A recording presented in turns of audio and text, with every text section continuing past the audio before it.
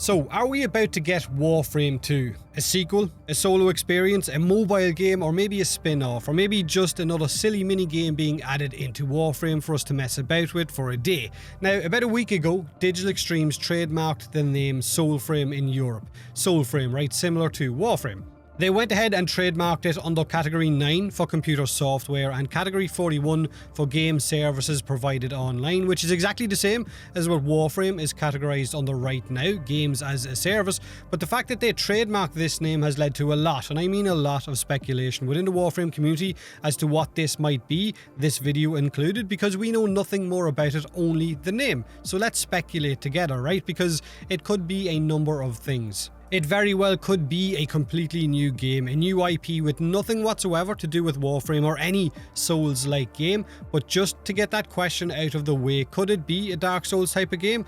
Look, just because it has soul in the name doesn't mean this at all. In fact, I would be very highly surprised if it was. If the trademark said something about dodge rolling or iframes or getting killed even though I definitely dodged that attack, or falling off a ledge, or being chased by small imps with pointy blades, or getting stepped on by a huge ginger giant that summons fireballs, then I'd say sure, it's a Souls-like game. But the trademark also has frame in the name, which is a very clear similarity to Warframe. This would be a much clearer indication to a successor to Warframe, or a sequel, or a spin-off. In fact, the Eternalism or multiverse idea which just showed up in Warframe could lead to the perfect spin-off, maybe a single-player narrative-driven game where we control an alternative character, like in Dark Sector or even Darkness 2 style gameplay. This doesn't mean that Warframe is going to end all of a sudden. The trademark being filed right now is more than likely an indicator that very early development on something has started which could take years. And of course, in Warframe, Deviri still has to be dropped at some point. The Lotus story has of course ended, but with the end of Deviri, maybe the Man in the Wall chapter could be finished as well, and then what?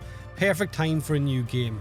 Another theory, of course, is this. It could be that it's just a new system coming to Warframe with the next update. Maybe something to do with Deviri. However, it is worth noting that while searching online today for those trademarks, I couldn't find any trademark for the Heart of Deimos update or for the Plains of Eidolon. So if this was a new update, why would it suddenly be trademarked? Now, the common thought process among the journalists who have written about this SoulFrame trademark and the guys that follow this sort of thing is that it's either, like we said, a completely new IP, a new game, or a successor to an existing game, and because it has frame in the title, it would suggest that this is a sequel of some kind. Now, let's not forget that Total Biscuit once described Warframe as being a castle built on top of the ruins of a castle, which was built on top of the ruins of another castle. So there has been 10 years of this castle building on top of those ruined systems, new islands, new game modes, new code, systems changing, them being reworked, and so on.